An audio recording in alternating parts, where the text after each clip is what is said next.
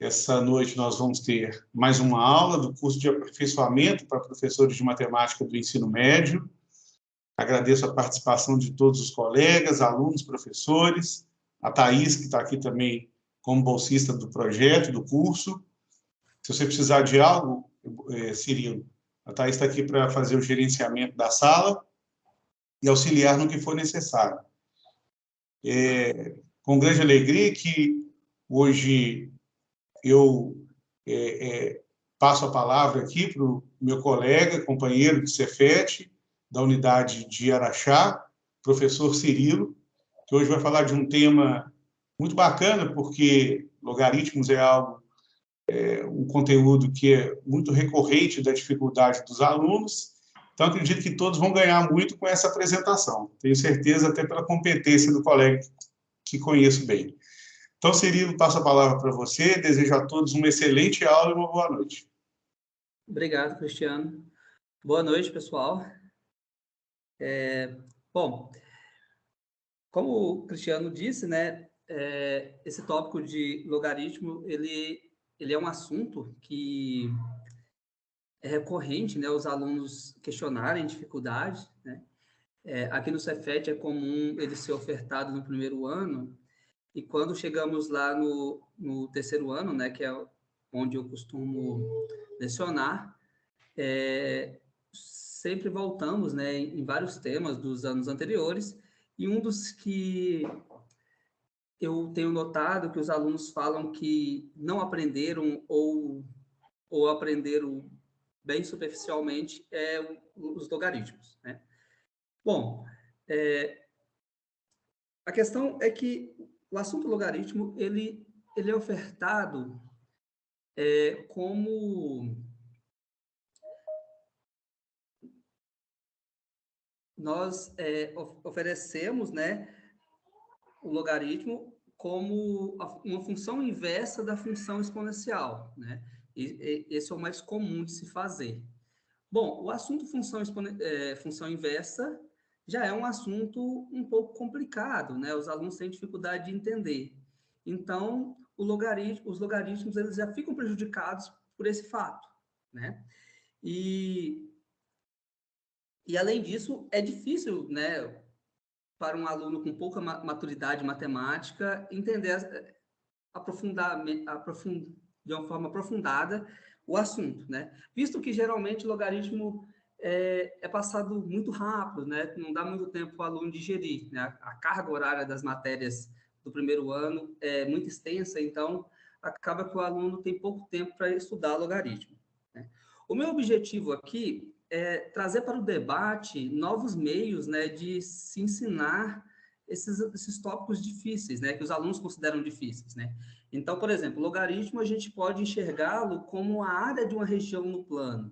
Então, para o professor dominar essa nova maneira de ensinar, talvez sirva como uma ferramenta para que o professor possa usar quando o aluno, né, se mostrar com dificuldade de entender a abordagem tradicional. Bom, eu gostaria de perguntar para vocês se vocês já trabalharam com logaritmo no ensino médio, né? E na escola de vocês, em qual série esse assunto é abordado?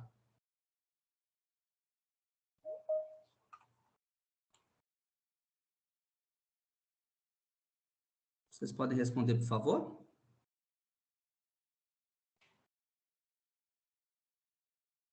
Oi, professor, boa noite. Boa noite. Bom, eu estou aqui participando do curso, mas eu leciono somente no ensino fundamental. Na verdade, como eu tenho pouco tempo como professora, eu ainda não trabalhei no ensino médio, pretendo trabalhar. Então, eu não sei te responder essa pergunta, porque eu ainda não dei aula para o ensino médio. Trabalho com o sexto ao nono só, por enquanto. Perfeito. É bom que você já vai conhecer uma nova abordagem que você pode considerar quando você for lecionar no ensino médio. Isso. Mas alguém gostaria de se manifestar?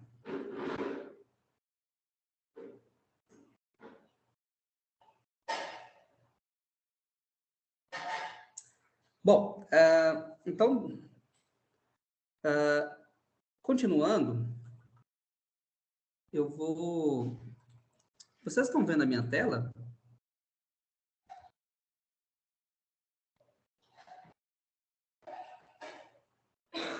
Sim. Sim, perfeito. Bom, essa aula de hoje nós vamos fazer da seguinte maneira. Nós vamos fazer uma abordagem histórica, né, ver de uma forma breve, né, como surgiu o logaritmo, qual eram as ideias por trás dos logaritmos, quais problemas estavam os matemáticos, na verdade o matemático, né, queria resolver para desenvolver essa teoria. E aí nós vamos ver a definição que foi feita lá pelo John Napier.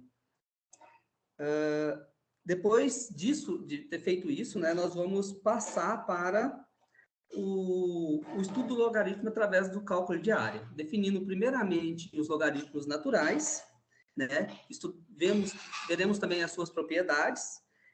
Após isso, faremos a definição através do cálculo de áreas também dos logaritmos em uma base positiva qualquer, né? Claro, a base sempre é diferente de 1. Veremos as propriedades dos logaritmos e terminaremos com uma curiosidade a respeito dos logaritmos. Bom, então, para começar, nós vamos falar um pouquinho sobre o John Napier. Bom, o John Napier, ele viveu entre os anos de 1550 e 1617. Passou a maior parte da sua vida no castelo de Merton, perto de Edimburgo, na Escócia.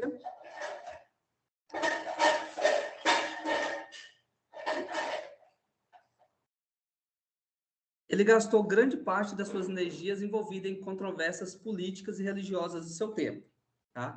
Mas ainda assim ele conseguiu um tempo, né? 20 anos da sua vida foram dedicadas no desenvolvimento da teoria dos logaritmos, né? Aqui já nos acende um alerta, né? Muitas vezes nós paramos para resolver um exercício, passa aí 10, 15, 20 minutos, nós desistimos, né?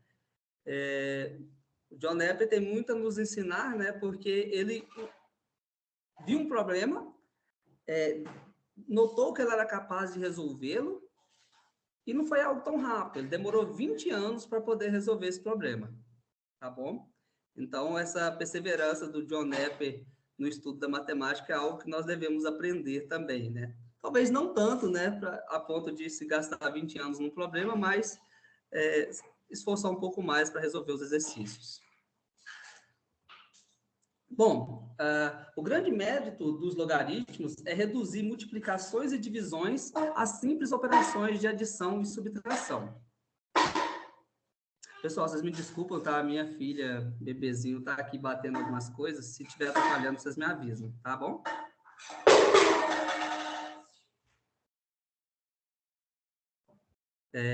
Bom, então vamos ver um exemplo, né, dos logaritmos, né? Como que eles funcionam, quais problemas eles deveriam resolver. Então, vamos determinar o produto de 3,7 por 5,9. Bom, então, o que nós dispomos, né, pensamos que nós não temos uma calculadora moderna, né, nós temos apenas uma tábua de logaritmos, né, onde a coluna do x me dá o valor de x e o L me dá o logaritmo do x correspondente. Então, os logaritmos, eles transformam produto em soma. Então, o logaritmo desse produto, 3,7 vezes 5,9, é o logaritmo de 3,7 mais o logaritmo de 5,9, tá bom? E aí, olhando na tabela, o logaritmo de 3,7 é 1,3083.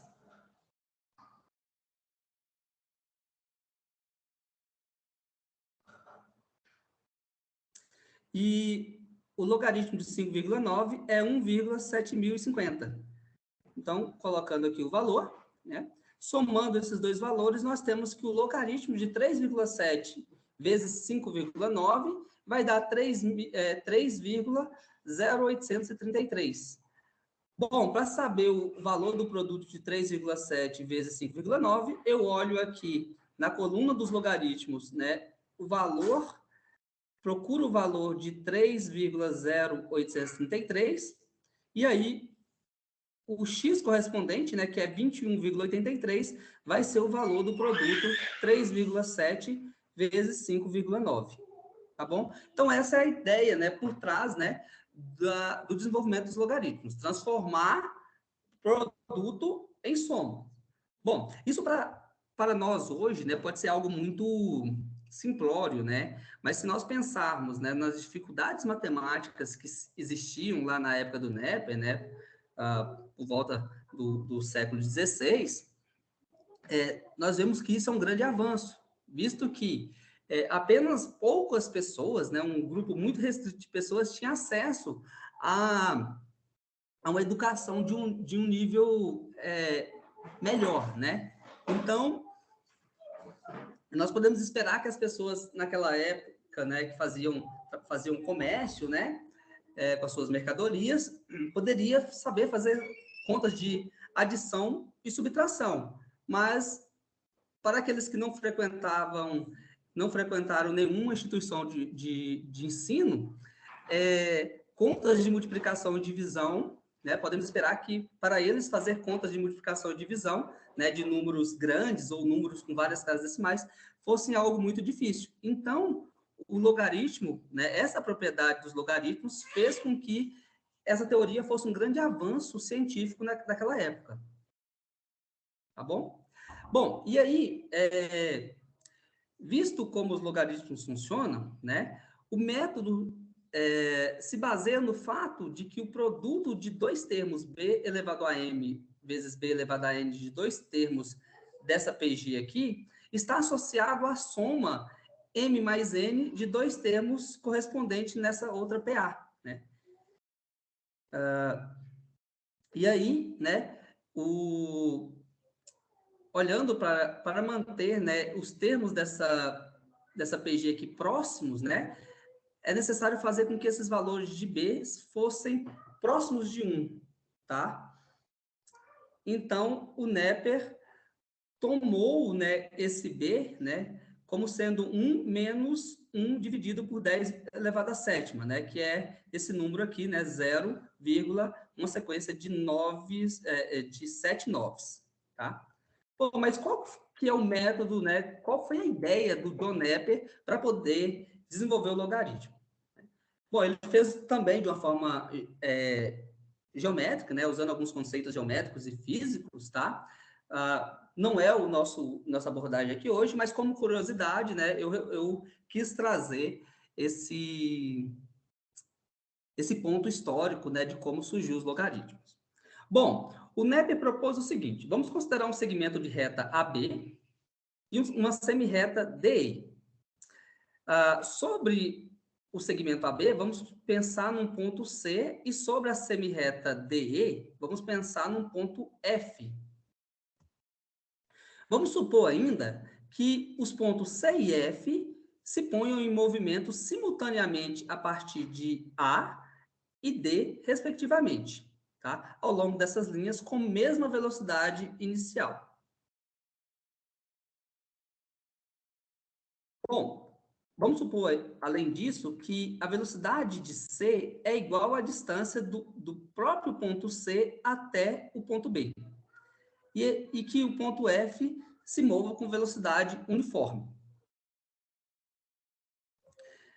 Se x é a distância do ponto C até B, se y é a distância do ponto C até B e x é a distância de D até F, então Nepper definiu o logaritmo de y como sendo x, tá bom?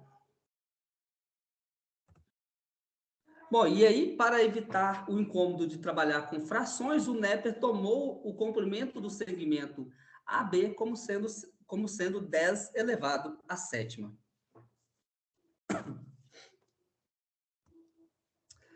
Bom, assim, se y é igual a 10 elevado à sétima, vezes 1 menos 1 dividido por 10 elevado à sétima, tudo isso elevado a L, Então, o logaritmo do y, né, vai ser esse L aqui, essa potência.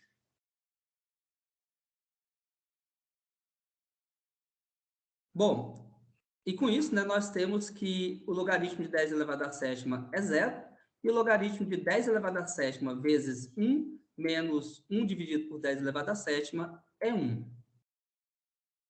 Além disso, nós temos essa identidade aqui que relaciona a invenção do John Napier com os logaritmos modernos. Bom, em 1614, John Napier publicou a sua descoberta, né, num artigo com esse título aqui, né, que traduzindo fica Descrição da Maravilhosa Lei dos Logaritmos. Bom, Henry B. Briggs era um professor de geometria em Londres, né, e posteriormente se tornou em um pesquisador de Oxford. Ele leu o artigo do John Napier, ficou maravilhado com a ideia, né, com a criação do Napier, e com isso ele resolveu ir lá, né, na cidade do Napier para encontrar com ele e parabenizá-lo pela descoberta brilhante que o Napier tinha feito, né? E nessa visita, os dois chegaram à conclusão que os logaritmos seriam mais úteis se fossem alterados, né, de modo que o logaritmo de 1 fosse 0 e o logaritmo de 10 fosse alguma potência conveniente de 10, tá? Esses são os logaritmos atuais, né, essencialmente os logaritmos da base 10 que conhecemos hoje. Tá? Bom, uma incongruência histórica, né, bem interessante, é que, embora hoje nós definamos os logaritmos, né, como a função inversa da função exponencial, né, de uma função exponencial, e, claro, a função exponencial está relacionada com expoentes, né? Os logaritmos, eles foram descobertos antes dos matemáticos começarem a usar os expoentes, né? Então, isso é algo interessante na história da matemática. Bom, então agora nós vamos passar, né, para o objetivo dessa aula, né, que é fazer, né, ver como os logaritmos podem ser vistos, né, como o cálculo de alguma área. Então, começamos, né, com o número real k positivo. E vamos definir a transformação t, né, que pega um par ordenado do plano, né, cartesiano, um par ordenado xy, e leva no par ordenado, né, no mesmo plano cartesiano, k vezes x, y dividido por k. Bom, o que é interessante dessa transformação? Ela faz o seguinte: ela transforma toda a figura f no plano em outra figura t de f, cujas dimensões em relação à figura original são alteradas pelo fator k na horizontal e 1 sobre k na vertical, né? E daí é possível mostrar que a área da t de f, né, que é a figura obtida a partir da transformação t, é exatamente a mesma área da figura original f, né? Então, ou seja, essa transformação preserva áreas. Bom, e esse fato será muito útil aqui no nosso trabalho. Bom, outro objeto geométrico, né, que nós vamos precisar é a faixa da hipérbole, né? Então, vamos considerar H, o ramo da hipérbole equilátera xy igual a 1, né? Ou seja, é o conjunto dos pares ordenados x, 1 sobre x, com x positivo. E aí, nós vamos, dados A e B números reais positivos, nós definimos a faixa da hipérbole HAB, né, como sendo o conjunto dos pontos no plano, XY no plano, com X entre A e B, e Y entre 0 e 1 sobre X. Ou seja, dados AB números reais positivos, HAB é essa área, essa região aqui do plano. Tá? Bom, a transformação TK, né, então fixado um número K positivo, a transformação TK leva a faixa da hipérbole HAB na faixa da hipérbole HAKBK, tá? Ou seja, essa faixa da hipérbole aqui, tá? É transformada nessa outra. Bom, e como a nossa transformação T preserva áreas, então essas duas faixas da hipérbole têm a mesma área.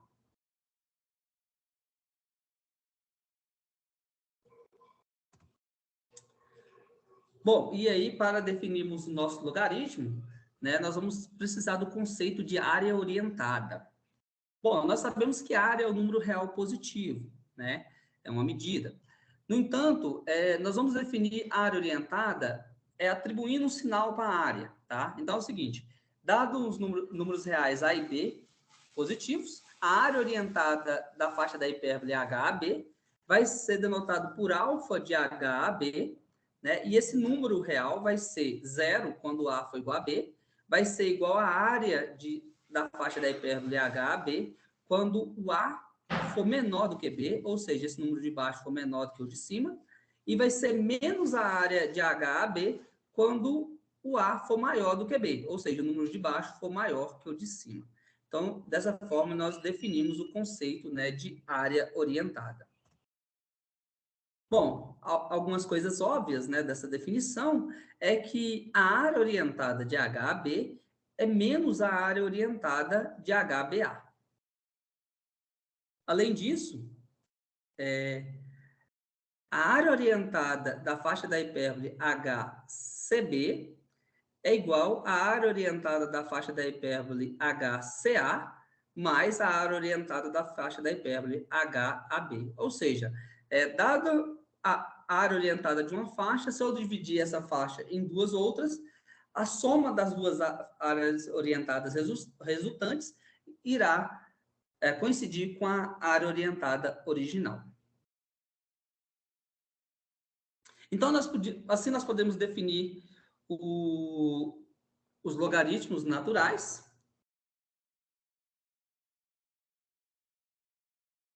né? Bom, os logaritmos naturais, né, o LN, é uma função dos reais positivo nos reais, né, que é definida da seguinte maneira. O LN, né, logaritmo natural de x, vai ser a área orientada da faixa da hipérbole H1x. Bom, e aí, né, como fica? Então, se x for maior do que 1, essa área orientada aqui vai ter sinal positivo, tá? Então, alfa de H1x é a área de H1x com sinal positivo. Então, esse número, Ln de x, vai coincidir com essa área e terá o sinal positivo. Se um x' for menor do que 1, o Ln de x, que é a área orientada de H1x', vai ser menos essa área aqui, tá? Ou seja, vai ser menos a área de H1x'.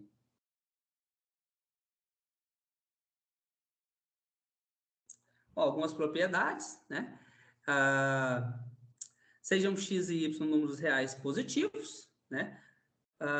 Nós já vimos, né, que o Ln de x é maior do que 0 quando x for maior do que 1, né? C e somente C. E o Ln de x é menor do que 0, se somente se x for menor do que 1, né? Que nós acabamos de discutir anteriormente. E o Ln de 1, né, pela definição de área orientada, vai ser 0.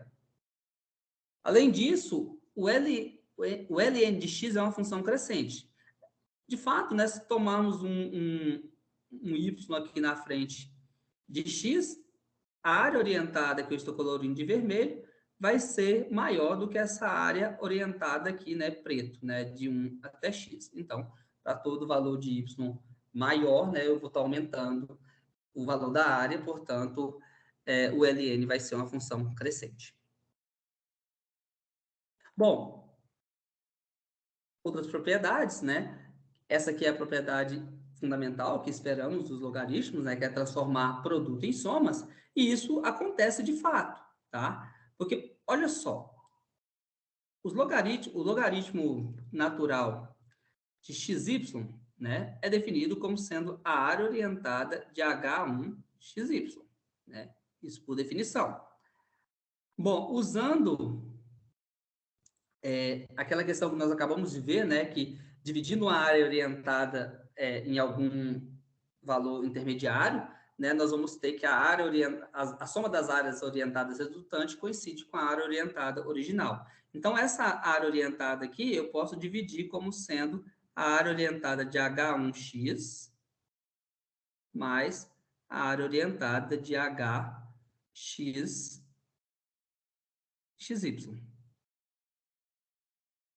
Bom, e aí nós temos a área orientada de H1x mais a área orientada de... Bom, veja que tanto o número de baixo quanto de cima aqui no H é x, né? Como vimos antes, quer dizer que essa área, esse HXY, nada mais é do que o TX de H1Y, tá? E aí, como a transformação T preserva áreas, né? Então, ele também vai preservar essa área orientada, portanto, nós temos que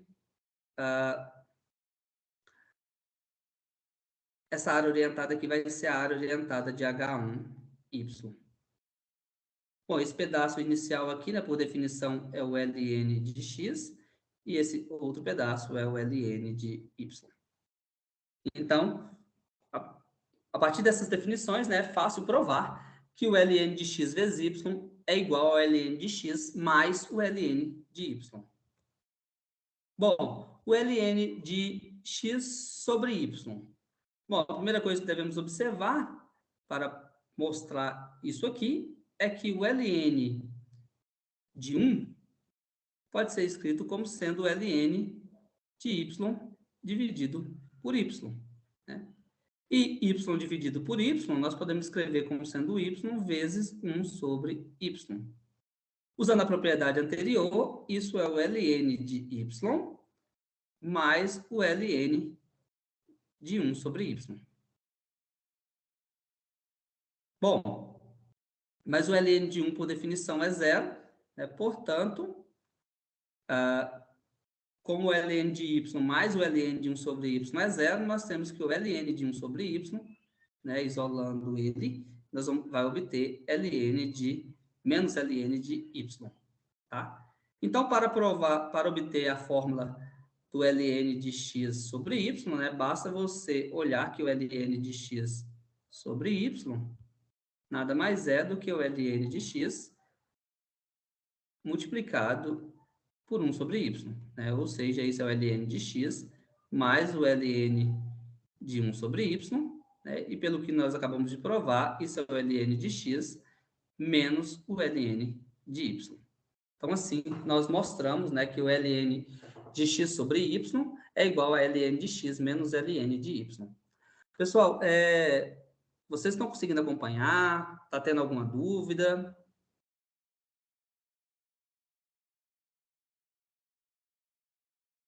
Tá tudo bem?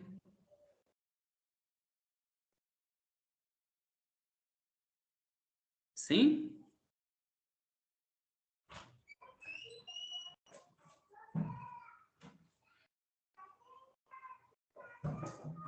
Bom, então, continuando, né? Além disso, né? Pode-se provar que o ln de x elevado a r é r vezes ln de x, tá? Isso para todo r real. Bom, a prova desse fato aqui é um pouco mais elaborada, né? Então, não iremos fazê-la.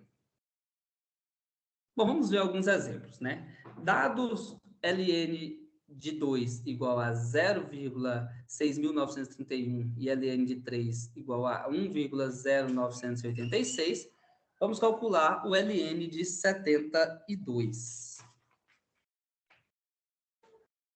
Bom, o 72 pode ser escrito, né, como sendo 8 vezes 9, ou seja, 2 elevado ao cubo vezes 3 ao quadrado. Usando as propriedades que o ln transforma produto em somas, isso vai ser o ln de 2 ao cubo mais o ln de 3 ao quadrado, tá? Bom, usando a propriedade de que o ln de uma potência, né, vai ser a potência vezes o ln, nós temos 3 vezes ln de 2 mais 2 vezes ln de 3. Agora, substituindo os valores, nós temos 3 vezes ln de 2, que é 0,6931, mais 2 vezes o ln de 3, que é 1,0986, tá? Bom, fazendo as contas, né, 3 vezes 0,6931, isso vai dar 2,0793 e 2 vezes 1,0986 vai dar 2,1972. Portanto, o ln de 72 é 4,2765. Outro exemplo é o ln de 27 dividido por 128. Bom, então,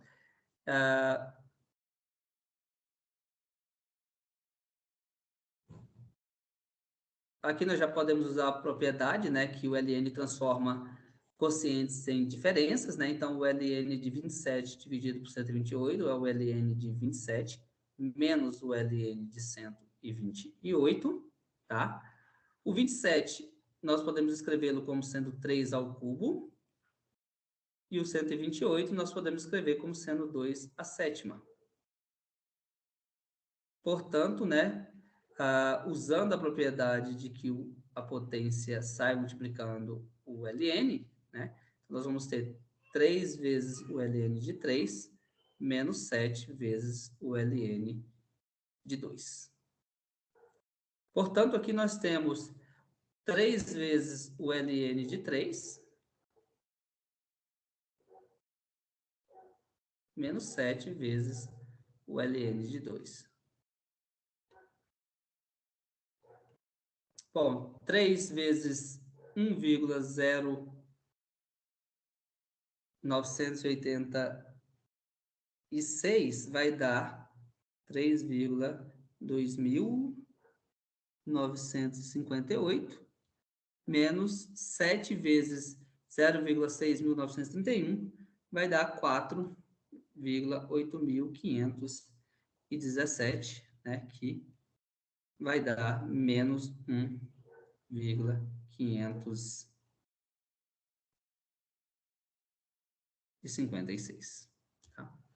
Então, as propriedades dos logaritmos, né, são muito úteis, né, para fazermos contas, né, com esses objetos. Bom, existe um número irracional, que vamos denotar por E, né, tal que a área orientada de H1E é 1. Ou seja, o E é um número maior do que 1, né? E a área da faixa da hipérbole de 1 até E vai dar 1. Isso aqui, ou seja, o ln de E é 1, tá? O E é o número 2,71, 82, 81, 82, 84, 59 e assim por diante, né? Porque é o número irracional, né? Portanto, ele tem infinitas casas decimais. Esse número tem vários nomes, tá? Ele é conhecido como número de Euler, ou número neperiano, constante neperiana, constante exponencial, tá? Ele tem vários nomes, e é um número muito importante, né? Por causa dessa propriedade, né? Que o ln, o logaritmo natural de E, é exatamente 1. Bom, então, agora nós vamos passar para o estudo dos logaritmos em uma base qualquer, tá? Então, seja K um número real positivo e H a faixa da hipérbole xy igual a K, né? Da mesma forma que fizemos antes, né? Daquela vez, o caso anterior, o K seria igual a 1, tá? Vamos definir a faixa da hipérbole, né? HKAB como sendo os pares ordenados XY, com X entre A e B e Y entre 0 e K sobre X. Bom, aqui nós podemos ver, né, que é mais natural, a maneira mais natural de definir essa faixa da hipérbole é fazendo K igual a 1, tá? E por isso, né, a gente podemos pensar, né, que quando K é igual a 1, nós definimos o logaritmo natural, que é o ln, que nós acabamos de ver.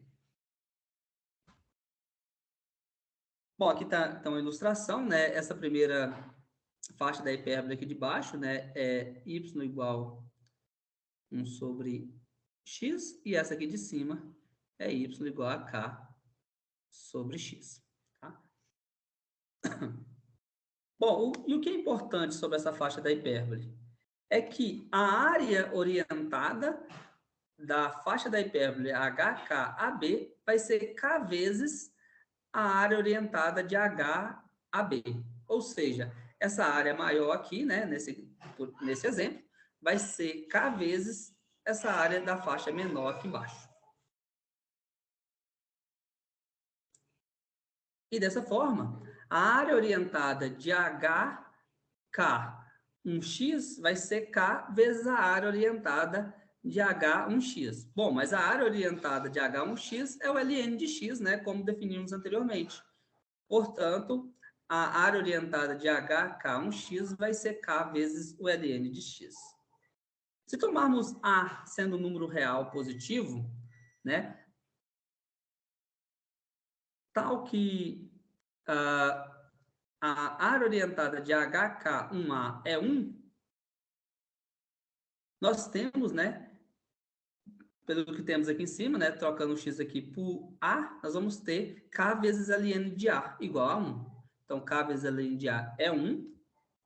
E aí, isolando o ln de A aqui, né, nós vamos ter ln de A igual a 1 sobre k. Aplicando a exponencial em ambos os membros, nós temos que o A é a exponencial de 1 sobre k. 1 sobre k.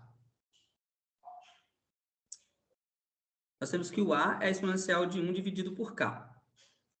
Aqui também, né, nós podemos isolar o k, passando o ln de A dividindo, portanto, o k vai ser 1 dividido pelo ln de A. Bom, e assim nós temos que o logaritmo de x, nós podemos definir o logaritmo de x na base A como sendo a área orientada de HK1x. Né? E aí, como esse k nós já vimos que é 1 sobre ln de A, né? Então nós temos essa definição aqui para o logaritmo de x na base A. No entanto, essa definição aqui ela é um tanto quanto complicada de ser feita, né? Nesse caso, né? Para um número A qualquer. Tá? Além disso, essa definição só serve quando A é um número maior que 1, né? Visto que o A é a exponencial de 1 dividido por k. Tá?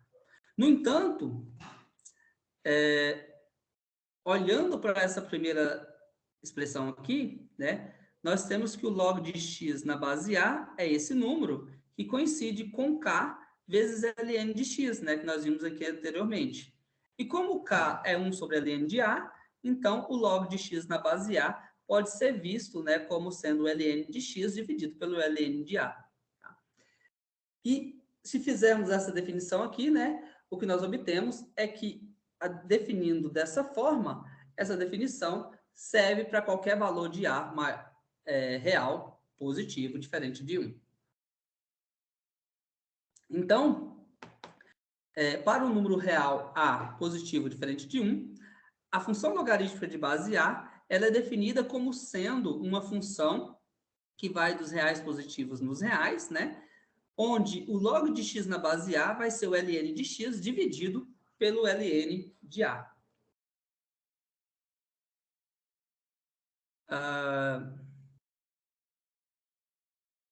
Dessa forma, né? Quando o A é igual a E, nós vamos ter o log de x na base E, né? Que coincide com o ln de x que vimos anteriormente. Além disso, se A é um número entre 0 e 1, a função log de x na base A é uma função crescente, né? Decrescente, tá? Aqui nós temos uma função ln de x que é crescente, né? Já vimos anteriormente. E aí, nesse caso, o ln de A vai ser negativo. E aí nós vamos obter, né, que essa função log de x na base A será decrescente. Se A é um número maior que 1, então a função log de x na base A é uma função crescente. Bom, é comum, né, omitirmos a base quando ela for 10. Então, vamos escrever log de x quando a base é 10, tá? Então, log de x significa log de x na base 10. Ó, mais um exemplo. Sejam A e x números reais positivos, com A maior que 1, prove que log de x na base A mais log de x na base 1 sobre A é 0. Bom, aqui, né, nós temos que log de x na base A, por definição, é o ln de x, dividido pelo ln de A. O log de x na base 1 sobre A, né, por definição, é o ln de x, dividido por ln de 1 sobre A. Bom, aqui nós temos soma de frações, né? Podemos somar essas frações, né? Obtendo uma única fração, onde o denominador é o produto dos dois denominadores, ln de A vezes ln de 1 sobre A. Bom, esse denominador dividido por ln de A vai dar ln de 1 sobre A, e aí nós multiplicamos por ln de x. Então, nós temos ln de x vezes ln de 1 sobre A. Mais esse denominador dividido por ln de 1 sobre A vai ser o ln de A, e que será multiplicado pelo ln de x.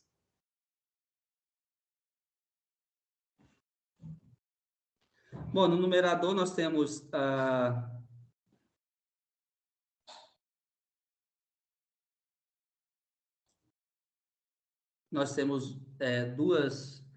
dois termos comuns, né? Nós temos um termo comum em cada uma das parcelas, o ln de x, então podemos tirá-lo em evidência. Então, ln de x vai ficar ln de 1 sobre A mais ln de A, tudo isso dividido, né, pelo ln de A vezes ln de 1 sobre A. Bom, no numerador, essa soma aqui entre parênteses vai transformar num único ln, né, que é o ln de 1 sobre A vezes A, dividido pelo ln de A vezes o ln de 1 sobre A. Bom, e aqui nós temos o ln de 1 sobre A vezes A, tá? Que vai dar 1, ln de x vezes ln de 1, tá certo? Dividido pelo ln de A vezes ln de 1 sobre A. Bom, esse ln de 1 aqui nós sabemos que é 0, então isso aqui vai dar 0.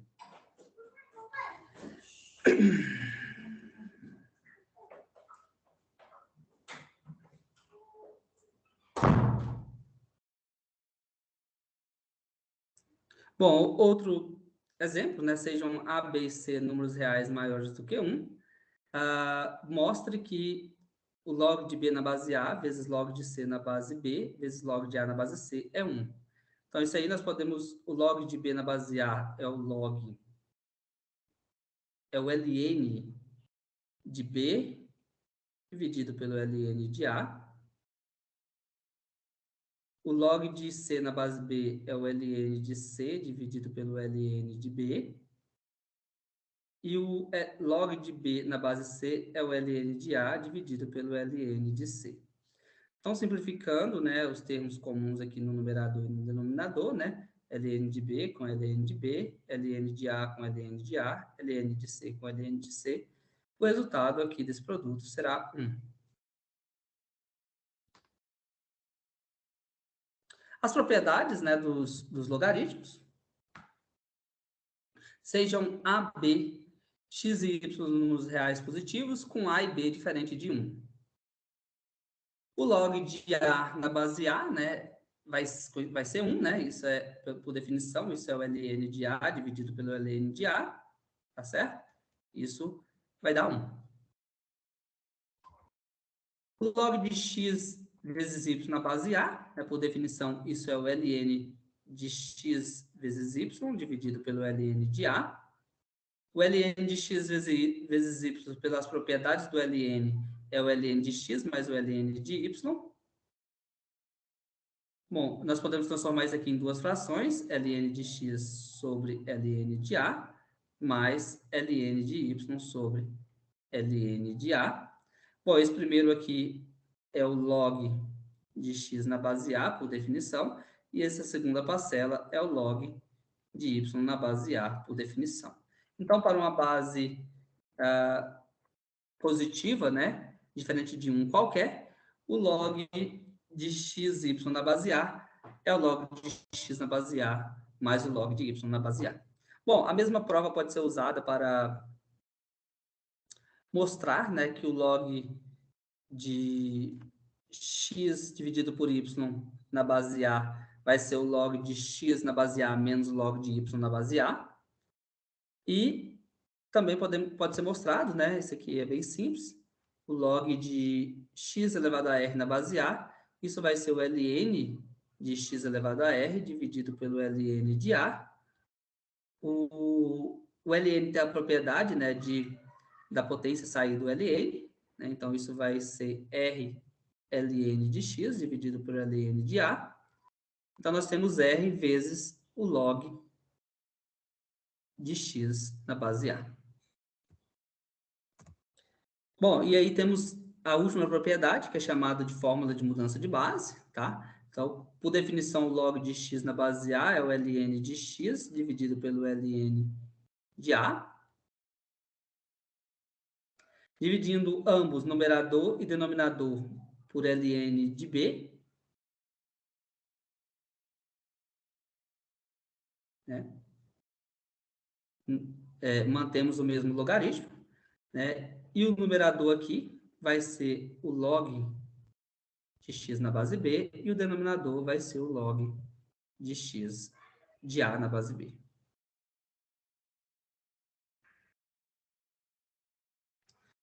Então, nós temos que o log de x na base a é o log de x na base b dividido pelo log de a na base b, que é conhecida como a fórmula de mudança de base. Bom, mais um exemplo. Dados log de 2 igual a 0,3 e log de 3 igual a 0,48, acho o log de 150. Bom, esse exemplo aqui, né, nós estamos vendo que o log está aparecendo sem base, né, então devemos considerar a base 10, tá bom? E aí, para resolvê-lo, nós vamos ver que o log de 150 vai ser igual ao log, né, de 1,5 vezes 10 ao quadrado, né, porque o 150 é 1,5 vezes 100. Tá certo? E agora, o log transforma produto em somas, então isso aqui vai ser o log de 1,5 mais o log de 10 ao quadrado. O log de 1,5 é o log de 3 meios, né? 1,5 pode ser escrito como sendo 3 meios. E aqui, né, no log de 10 ao quadrado, né, esse 2 aqui sai, né, do log. Então, vamos ficar com 2 vezes o log de 10, né? Lembrando que esse é log na base 10. Então, nós temos o log de 3 meios, mais 2, vezes o log de 10 na base 10, que é 1. Então, teremos 3 meios mais 2. O log de 3 meios coincide com o log de 3 menos o log de 2, né? Porque o log transforma esse quociente nessa diferença. Log de 3 foi dado aqui como sendo 0,48 e o log de 2 é 0,3. Portanto, 0,48 menos 3 vai dar 0,18, mais 2 vai ser 2,18. Portanto, o log de 150 é 2,18. Alguma dúvida, pessoal? Não? Então, continuando.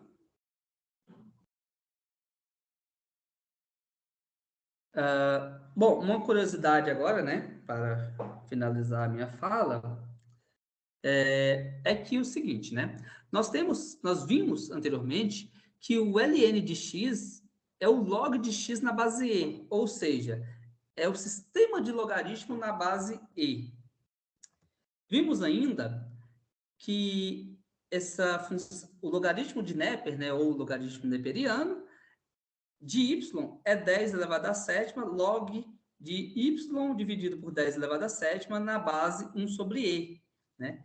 O que nos dá, né, que o logaritmo de Neper, ou logaritmo neperiano, é virtualmente um sistema de logaritmos na base 1 sobre e.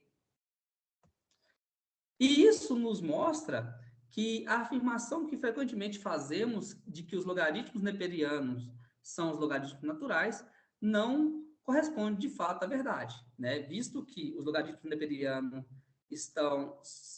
são na base 1 sobre e e os logaritmos naturais são na base e, então eles não são o mesmo sistema de logaritmo. Bom, pessoal, obrigado, né, pela atenção de todos, tá? Essa é a minha fala. Gostaria de saber se vocês ficaram com alguma dúvida.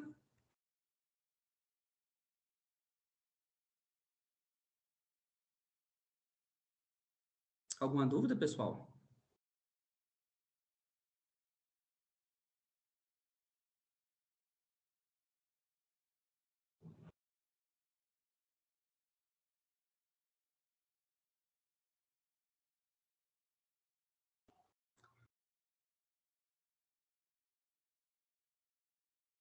O que vocês acharam dessa abordagem? De fazer, de trabalhar o logaritmo dessa forma?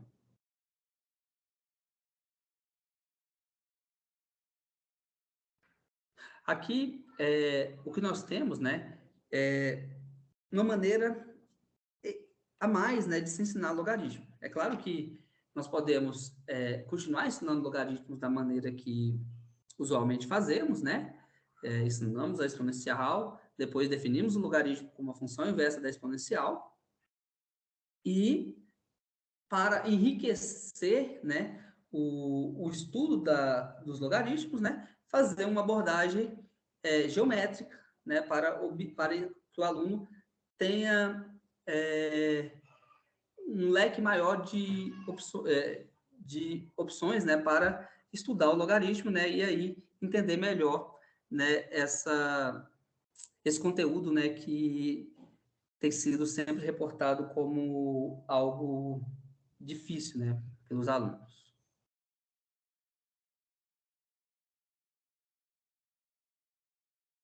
Então, alguém tem algum comentário?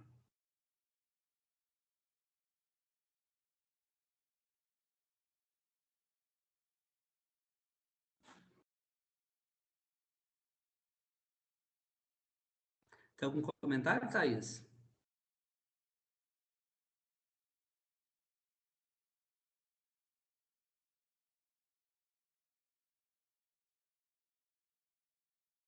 Boa noite. Não tem, não. Tá bom.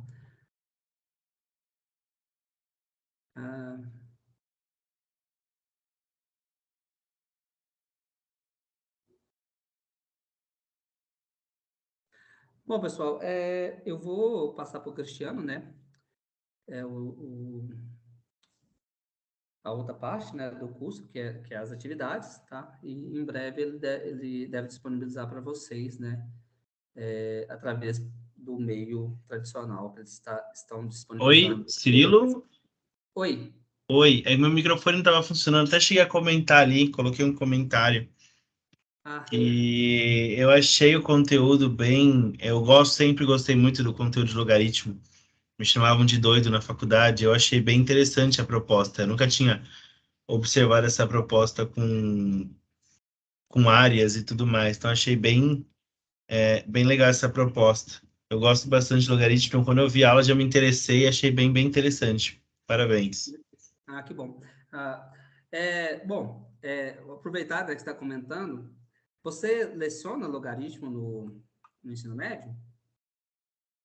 Então, eu leciono no ensino médio, mas esse ano o logaritmo ele entrou mais como uma revisão para dar função logarítmica. Eu não cheguei a dar em si logaritmo. Uhum.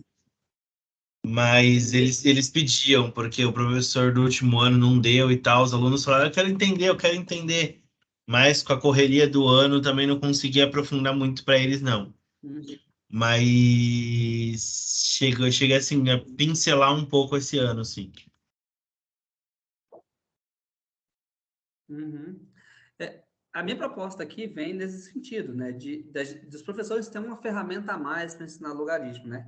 Porque eu vejo, né, que como o logaritmo ele nasce ali, com a função logaritmo nasce como função inversa da função exponencial, que já é algo, função inversa já é algo que alguns alunos já acham um pouco complicado.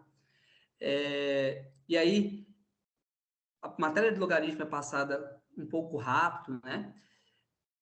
Fica um ensino muitas vezes, né, a sensação no aluno de que é algo muito artificial, né, que é algo que funciona porque, bom, não sei porque funciona, mas o professor ensinou, então tá bom, tá? E quando você usa essa abordagem de áreas, né, você justifica algumas coisas, né, algumas propriedades básicas e fundamentais do logaritmo de forma bem simples, né, apenas analisando o comportamento das áreas, né, então fica bem mais fácil do aluno entender, né, o logaritmo e suas propriedades.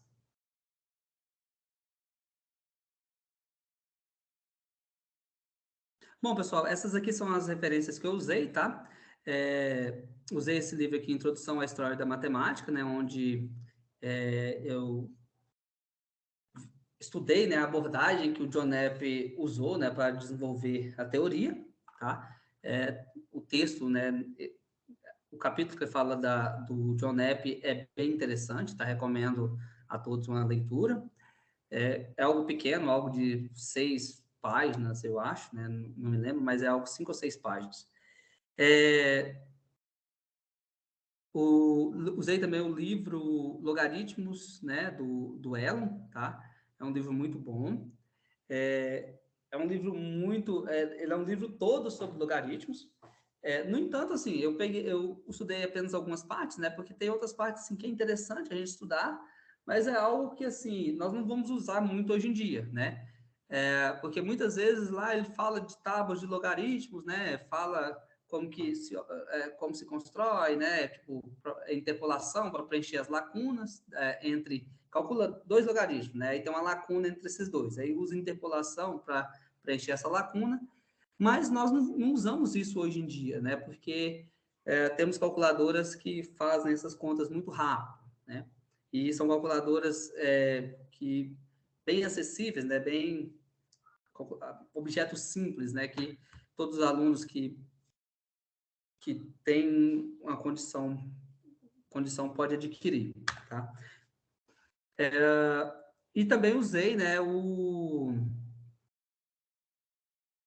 esse livro aqui, né, Matemática do Ensino Médio, tá bom? Do Elon e companhia. Quando eu falo assim que todos os alunos podem adquirir uma calculadora, né, podemos ter uma realidade onde os alunos não têm a condição de ter uma calculadora, né, desse modelo que faz conta de logaritmo.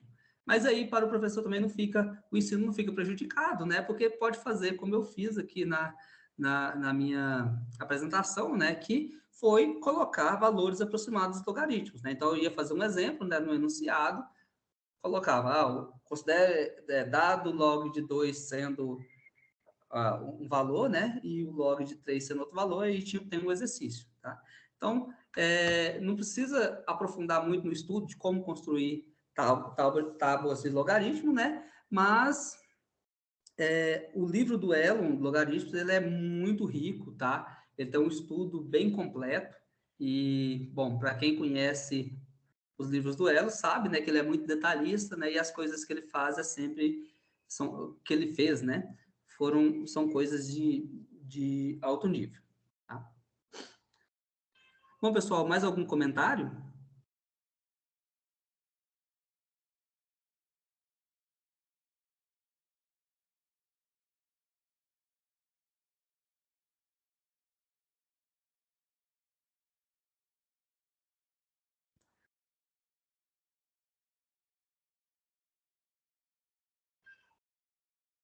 Bom, bom, então se não tem nenhum comentário, acho que nós podemos encerrar.